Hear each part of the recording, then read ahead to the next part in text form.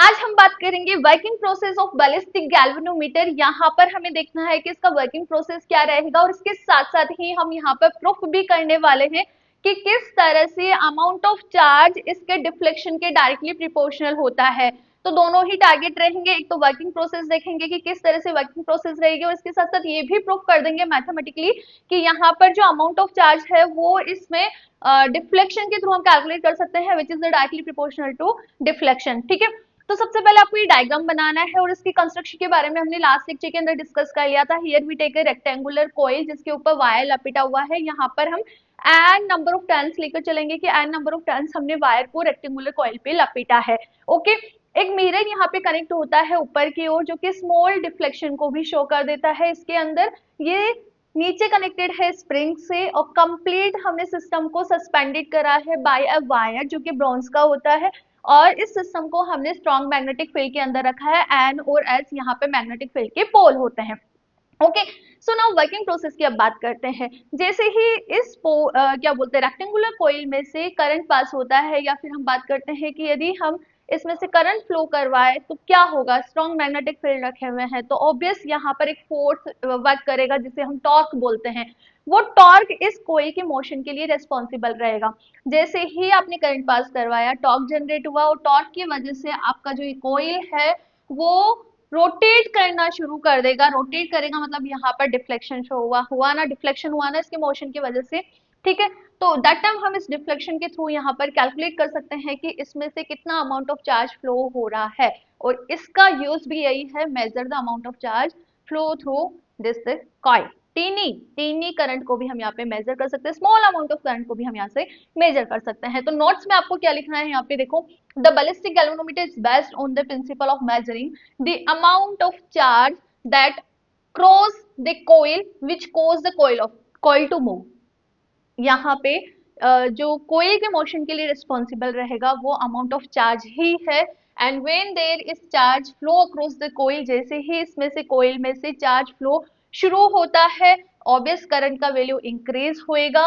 And due to the torque generated in this coil, और current produce हुआ और magnetic field है, coil में से करंट फ्लो हो रहा है स्ट्रॉन्ग मैग्नेटिक फील्ड के अंदर, तो टॉर्क यहाँ पे जनरेट होता है और टॉर्क की वजह से ये कॉइल रोटेट करना स्टार्ट कर देती है। तो which causes the coil start rotates. बहुत ही इजी लैंग्वेज में हमने यहाँ पे लिखा है सब कुछ। When the coil initial kinetic energy is fully utilize, जब इस कोयल का initially kinetic energy fully utilize हो जाता है then the coil will begin to move its final position. Rotate करते करते करते करते एक टाइम ऐसा आएगा जब ये इसकी वापस फाइनल पोजीशन पे आ जाएगी। As the result the coil swing in the magnetic area, इस मैग्नेटिक एरिया के अंदर ये कॉइल स्विंग करना शुरू कर देती है। And the deflection is indicated down from where the charge could be deflected.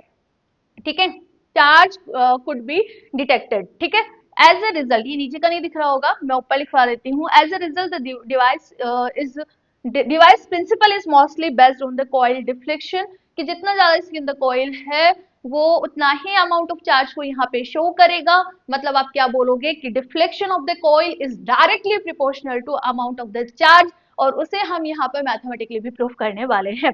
तो यहाँ तक तो आपको दिख रहा होगा। बेटा मैं ये लाइन वापस आपको लिखवा देती हूँ ऊपर, इसके जस्ट नीचे आप लिखिए एज अ रिजल्ट, लिखिए आप इसकी जस्ट नीचे, यहाँ है ना, इसके बाद लिखिए एज अ रिजल्ट। इसके बाद क्या लिखा है, as a result the device principle is the mostly based on coil deflection. Coil deflection के प्रिंसिपल पे बेस्ड है और ये जो डिफ्लेक्शन है वो डायरेक्टली प्रोपोर्शनल होगा अमाउंट ऑफ चार्ज। तो वहां से हमें अमाउंट ऑफ चार्ज पता लग जाएगा which is proportional to the amount of charge following through this, इसमें से कितना फ्लो हो रहा है उसके डायरेक्टली प्रोपोर्शनल हो जाएगा।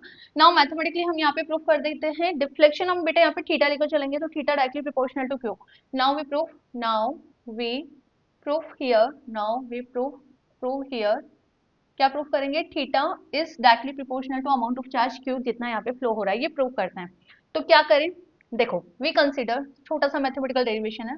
For this we consider length of rectangular coil, length and width are small l and small b of the rectangular coil, rectangular coil। तो एरिया क्या हो जाएगा, l क्रॉस b। ठीक है, ये हमें पता है। ठीक है, इफ एन यहाँ पर क्या है, number of turns, number of turns on कोई, ठीक है।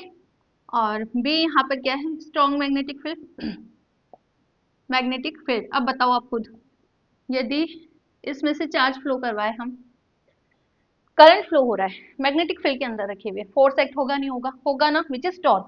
देन टॉर्क कितना होगा, करंट यदि आई फ्लो हो रहा है, ए एरिया है, बी मैग्नेटिक फील्ड है और एन नंबर ऑफ टर्न्स है, तो N I A B, twelfth class में पढ़कर आते हो क्या होता है, N I A B. This is equation number 1। Now charge flow for very small time, very small time dt, dt time के लिए इसमें से चार्ज फ्लो होता है, तो टॉर्क कितना हो जाएगा, tau dt equal to I A B and dt। को डाउट नहीं है। After T second, after after T second, total value of, total value of torque बताओ, after T second, after T second, ऊपर ऊपर लिखो ना, नहीं दिख रहा होगा नीचे का, रुको स्टेप टू स्टेप देखते जाओ, एक बार लिख लो उसके बाद रिकॉल कर लेंगे अपन। आफ्टर टी सेकेंड कितना हो जाएगा, जीरो से टी इंटीग्रेशन कर दो ना, तो टोटल टॉर्क निकल कर आ जाएगा मेरे पास, जीरो से टी में ए बी एन और आई डी टी को साथ में लिख रही हूँ। साथ में लिखने का रीजन क्या है, जीरो से टी आई डी टी को हम क्या लिख सकते हैं, amount of charge, total amount of charge which is passing through this circle this rectangular coil. तो यहाँ से जीरो से टी टो डी टी, आप क्या बोलोगे, एन ए बी क्यू, ये मेरे पास इक्वेशन नंबर 1 आ गया, the amount of total torque जो कि इस कॉइल पर लग रहा है, ठीक है। Now this is equal to, ये this is equal to, this is equal to angular, angular momentum of coil. ये जो फोर्स लग रहा है वो इसके एंगुलर मोमेंटम के बराबर है कॉइल के, और वो होता है L equal to I omega, ठीक है। तो इक्वेशन 1 इन 2 को हम बराबर रख देते हैं। So now from equation 1 and 2 क्या बोलेंगे कि आई ओमेगा किसके बराबर आ गया, एन ए बी क्यू के बराबर आ गया। This is equation number 3। Now we calculate I omega, now we calculate I omega by using equation of restoring torque and kinetic energy of coil due to deflection. अब हमें क्या करना है, ये दो फॉर्मूलों को यूज में लेना है आई ओमेगा की वैल्यू कैलकुलेट करने के लिए। तो यहाँ तक लिखो, इसके बाद मैं आपको लिखवाती हूँ कि वैल्यू क्या क्या है। देखो अब कॉइल के अंदर डिफ्लेक्शन हुआ तो कॉइल के अंदर काइनेटिक एनर्जी आई, ठीक है। तो उसका फॉर्मूला क्या होगा, यहाँ पे काइनेटिक एनर्जी का फॉर्मूला यहाँ पर क्या होगा, काइनेटिक एनर्जी का हमारे पास फॉर्मूला निकल कर आएगा 1/2 सी थीटा स्क्वायर। सी यहाँ पर रिजिडिटी ऑफ सस्पेंशन, ये जो वायर सस्पेंडेड है ना उसकी रिजिडिटी है, थीटा यहाँ पे डिफ्लेक्शन है, ठीक है।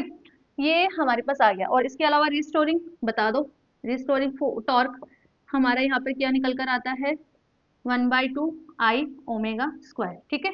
और ये दोनों इक्वल है, तो by using equation number 4 and 5, दोनों इक्वल है तो बाय इक्वेशन 4 एंड 5 क्या बोलेंगे हम कि आई ओमेगा स्क्वायर किसके बराबर हुआ, सी थीटा स्क्वायर के बराबर हुआ नहीं हुआ। दिस इज इक्वेशन नंबर 6, बताओ, ठीक है।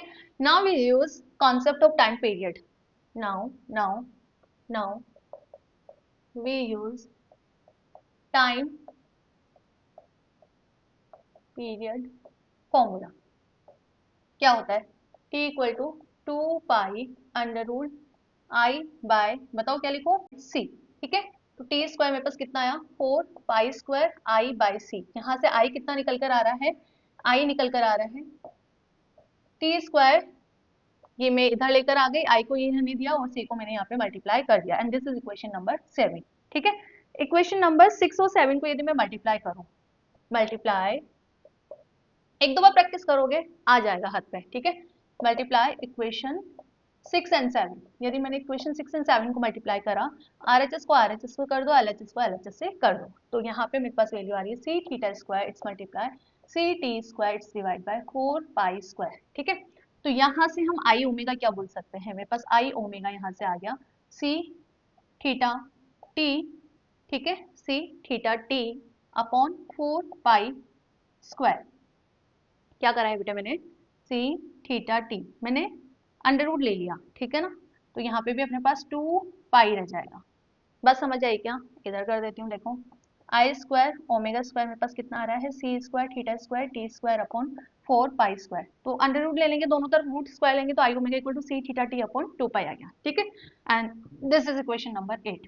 एक आई ओमेगा की हमने पहले भी वैल्यू निकाली थी, ठीक है, वो कितना आ रहा था, आई ओमेगा मेरे पास आ रहा था, याद है क्या आपको, कितना आ रहा था, N A B its multiply by Q, ठीक है। तो बाय बोथ इक्वेशन हम बोल सकते हैं ना कि N A B Q this is equal to C theta T upon 2 pi.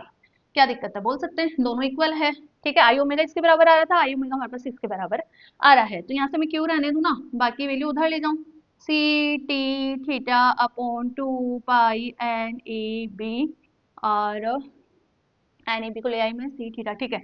And this is equation number 9।